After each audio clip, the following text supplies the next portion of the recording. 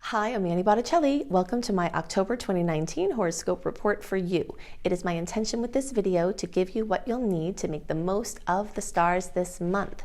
There will be challenges, and I will offer information on how you can make the most of those, and there will be sweet spots, and I will give you dates and all the things that you need to make the most of those. So definitely also check out anniehelpsyou.com for more free resources and all kinds of other things to help you on your starry journey. If you are in resonance with how I teach and you want to learn, then you can also check out at anniehelpsyou.com my astrology apprenticeship program. Definitely go to radicalprayerbook.com to check out my new book, Radical Prayer, Transform Your Life and the World in 28 Days, which is a book of radical prayers and affirmations that will help you create the life of your dreams. It is an Amazon bestseller, and it is a beloved companion to my fellow spiritual seekers, or so I have heard from many people. So what is in the stars for you this month? Hello, Taurus friends. Welcome to my October 2019 horoscope report for you. October is a wonderful month full of all kinds of things. It's very diverse in its expression. We have the first almost half of the month that is the end point of that wide open window that started in the middle of August for pushing things out into the world. When we have a time that's free of personal planet retrogrades or their shadow periods, this is the time when we want to launch our boats. So if you imagine being on a deserted island, you're trying to get off the island, you need the oomph of the tides being in your favor. Between the middle of August and the middle of October, the tides are more in your favor to push things out. Big decisions, clarity, big steps, really just weaving and stretching and extending your web. Then as the retrograde energies take root, so every day after October 12th, and really lasting until December 9th, because between October 12th and October 31st, every day we get deeper into the retrograde energies. October 31st to November 20th is the actual retrograde, and November 20th through December 9th is the kind of wearing off of the Mercury retrograde effects. But between now and December 9th, essentially, is a time when you sit back and you let the food come to you in your web.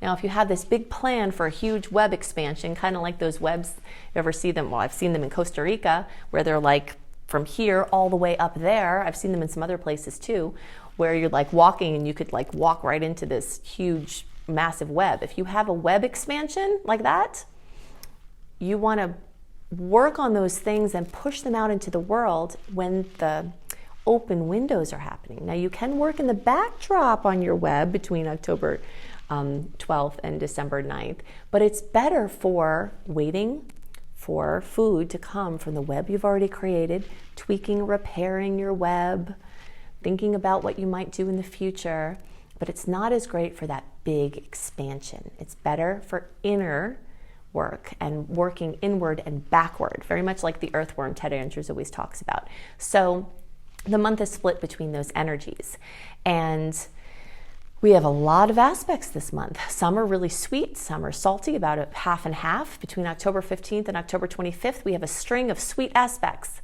Then there's mischief before and after. So I want to go into lots more details about what all of this looks like for Taurus placements, but in order to do that, I have to show you the charts so that I can go into more detail. I'm an astrology teacher, and I love to show you why things may happen, not just what may happen. Okay, so many of the things I talk about will be true for all Taurus placements, but there will be times when I shift to focus on certain sectors of the Taurus spectrum. So let's see where you're at there so you can make the most when I differentiate. Early degree placements are basically the April born, or 0 to 9 degrees. Middle degree, May 1st through 10th, or 10 to 19 degrees. And late, around May 11th through the rest of the sign, or 20 to 29 degrees. If you're watching for Taurus as your moon sign or Taurus as your rising sign, then this is equally for you.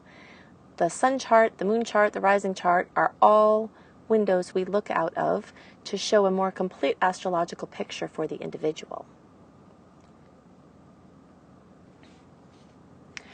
Okay, so I'm expecting a lot of intensity for Tauruses at this time, and I'll show you the reasons why, and we'll talk about more details as to what that can look like. The first thing that's happening here is planets are continuing to move through Libra. Libra makes a 1, 2, 3, 4, 5, okay, 150 degree angle. There are 30 degrees in each sign, so 30 times 5 is 150. that is the angle that Libra planets make to Taurus placements. And the angle is very important because certain critical mathematical angles, science is, astrology is a science and science is based in math, and the angles have certain qualities of experience. And so when there are a lot of those certain angles in the stars as it relates to a certain placement, it brings a certain quality of experience. So the keynote of the 150-degree angle is awkwardness. Okay, it's very awkward. It's just kind of an energy where you can't get your footing, where things aren't, matching up. And so in the beginning of the month, these are going to be cycling through. These planets will move into Scorpio pretty quickly, which will bring other stuff, which we'll talk about next. But then the Sun and then Mars will come and make these aspects in Libra. Okay, so they're going to be uncomfortable, awkward. The energy of emotion is going to come in as a strong theme for an extended period of time. Now, I'm an optimist, as I always talk about. So even awkward angles, I don't sugarcoat stuff for you. I'll tell you if it's going to be annoying, right?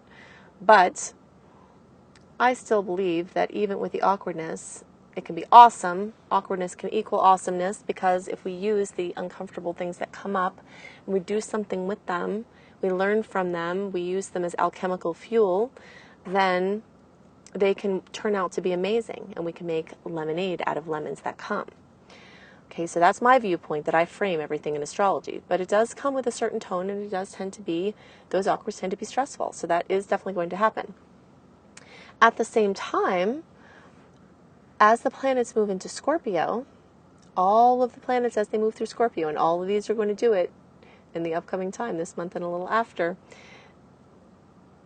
Well, actually a lot after, because Mercury is going to retrograde, so it'll be in Scorpio, then it'll go back. So between 11 and 27 degrees, it's going to go back and forth here.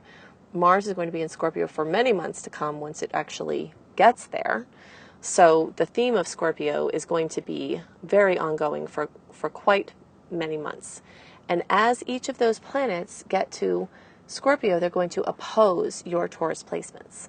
All right, so opposition, the energy of an opposition, which is a 180-degree angle.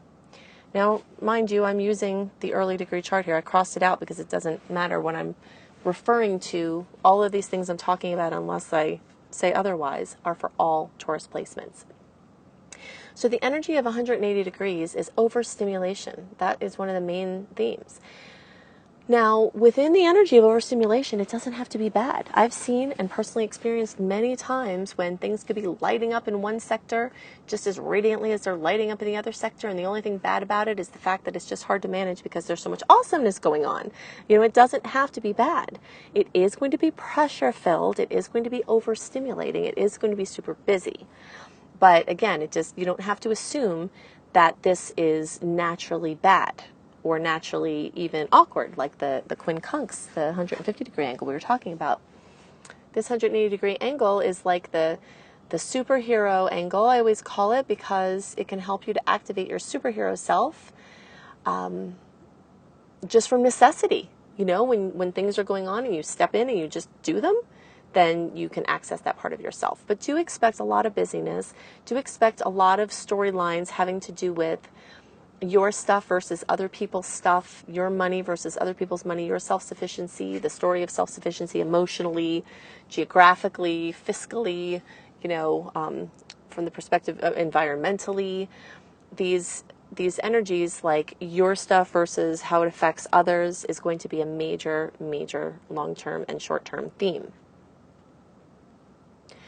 The 6th house is very crowded for all early, middle, and late degree placements. Okay, you can see early there, middle there, and late here, and these are going to continue making their way. So in a staggered way, 6th house is going to be continuing to be a theme for those late degree placements.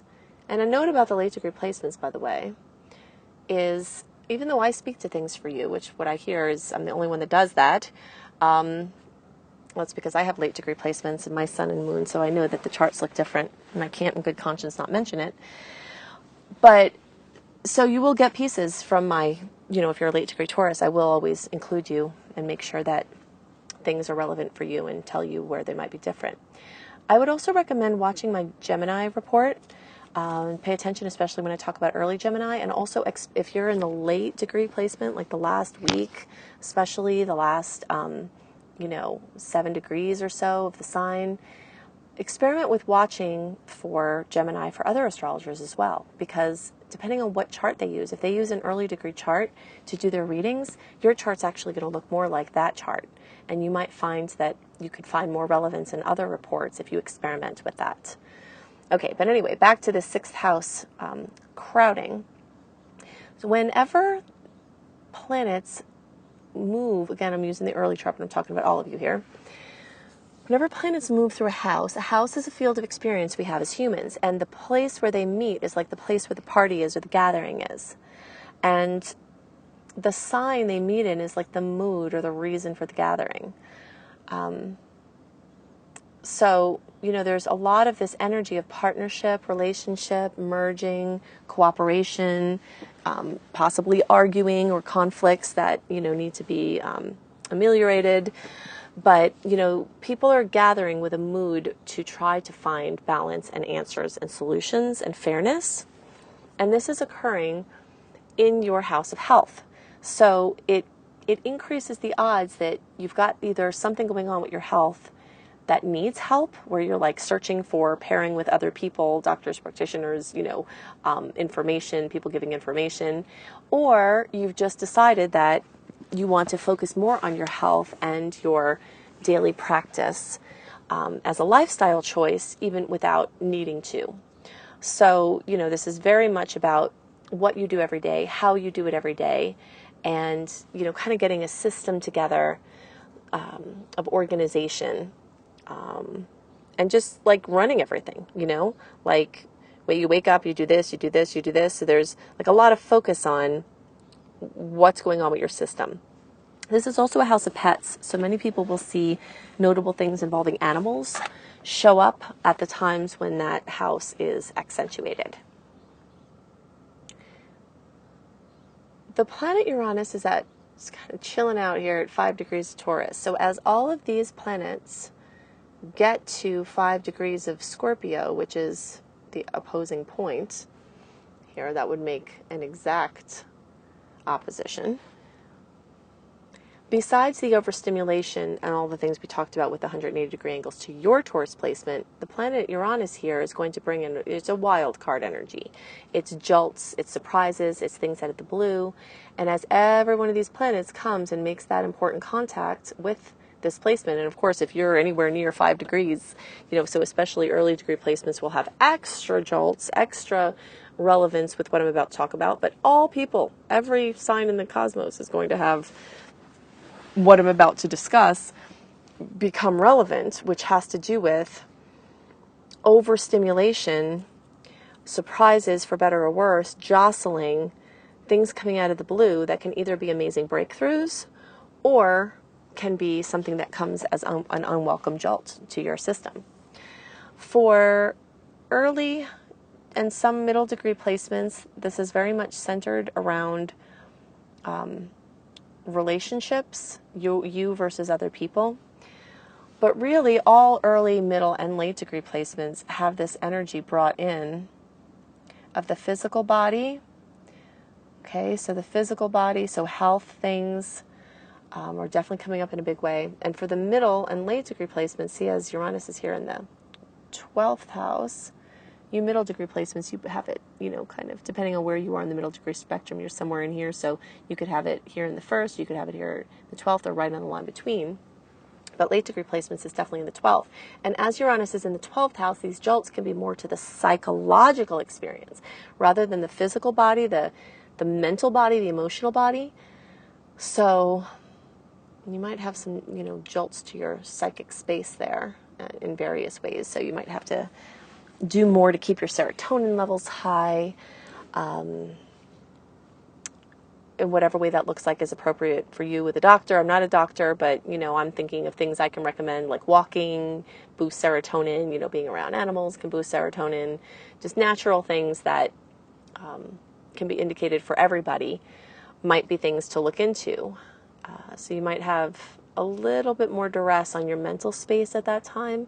And if you're someone who's prone to challenges there, then definitely don't be afraid, but just, have your team ready, have your tools ready.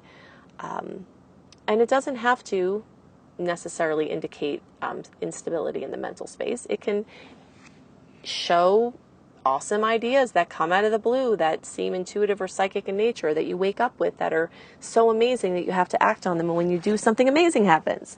So, having a jolt to your mental space doesn't have to be instability in your mind, although it does manifest that way sometimes. It can be sudden insights, sudden breakthroughs, breaking free, having more freedom in that space.